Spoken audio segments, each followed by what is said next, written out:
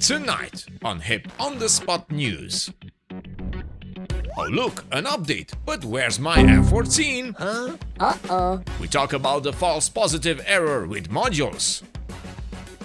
The next big update for the Chinook is on its way. And the Phantom module gets worldwide recognition. This and more on How I Play.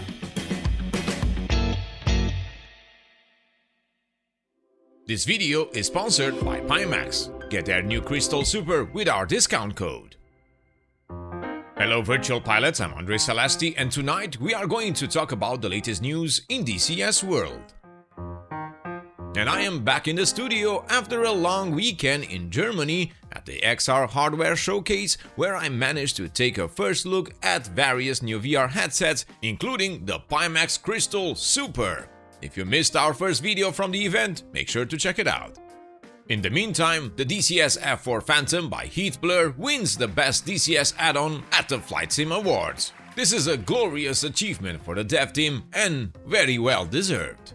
As you can see, the recipe for success is well known at Heatblur, and personally I have no doubt that the dev team has more surprises for us in the future, and cannot wait to see how the Eurofighter and other projects become reality under their quality and professional development.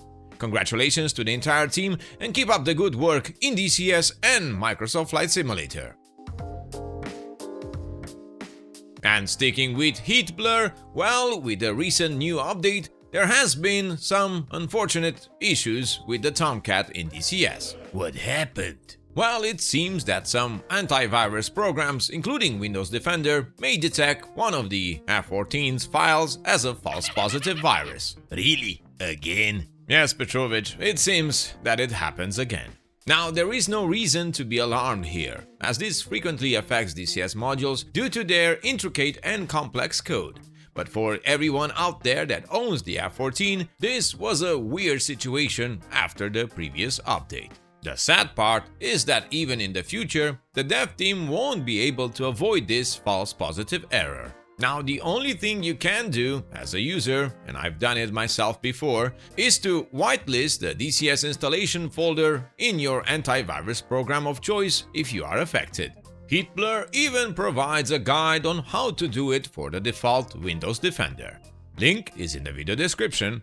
They also say that if the files from the F14 have already been quarantined, make sure to restore them or simply run a DCS repair after adding the exclusion. They even offer support if you can't follow the process of exclusion with your antivirus program. Personally, I won't go too much in depth with this, but for those of you who still don't understand why this happened, I give you Petrovich with his explanation. Viewer discretion is advised. So, your antivirus is the IRS agent. Oh boy. And most of your programs are law-abiding citizens, declaring their income and paying their taxes. The agent has no reason to investigate for fraud. But then you got DCS and the modules that live a highly sophisticated life. And that's a red flag for the agent, which with lack of knowledge and bully-type behavior takes them out of society and in the depths of quarantine. It's gulag time for them. You see, this is done with no proof and any bad behavior or fraud. And why is that? Well, because the system is flawed, and this is why we must... Alright Petrovich, that's enough. But I was getting to the good part. No, that's enough. I think they get it. Moving on, we also had a small fix patch on the 26th of March, and this one resolved a few crashes, triggers not working correctly, and the AWACS not responding in certain situations. Good to know. Now, since December last year, I don't remember getting any new updates for the Chinook. And like me, some of you can't wait for ED to get on with it and introduce their latest work for the Hook. And it seems that's about to happen very soon, as they inform us that they have been refining existing features and adding new ones, and the long story short, it took longer than anticipated. Well, in a way, I am glad they let us know, but what is cooking? Work continues on the MFD pages and CDU controls, the advanced DA FCS hover function, improved flight planning, the Extended Range Fuel System or ERFS2, and a more robust damage model. Okay, not bad. Now for the DAFCS, they are currently focused on the native hover function with inertial radar altimeter hold velocity and position hold. This will make our lives even more easy when doing logistics on the HIP server. Yes, and make you an easy target for my rockets. I guess so. BD also shared their progress on the A10C Pilot model, with details like the helmet's custom visor mechanisms, fine stitching on the flight suit pockets, the new Scorpion helmet with a lightweight shell, tinted visor, and interesting enough, realistic wear and tear markings. We can expect those oxygen mask connectors and straps to move naturally with the pilot's head turns. Nice! So the Hog gets a pilot body. It has been a long time. Well, I hope it makes it in the next update. Meanwhile, there are modules out there from third-party developers which are still in development, and I personally would love to get a more in-depth update on their status for our audience. Why I say that? Well, despite the reassurance that they are still hard at work, the silence and low amount of in-development proof may be a worrying fact for users out there who are more skeptical than others.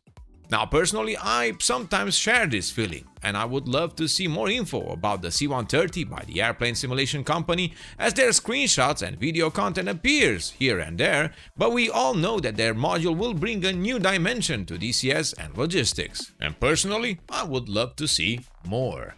And I also like to hear more about the F4U Corsair and their status, knowing very well that work is being done on the Pacific side by ED.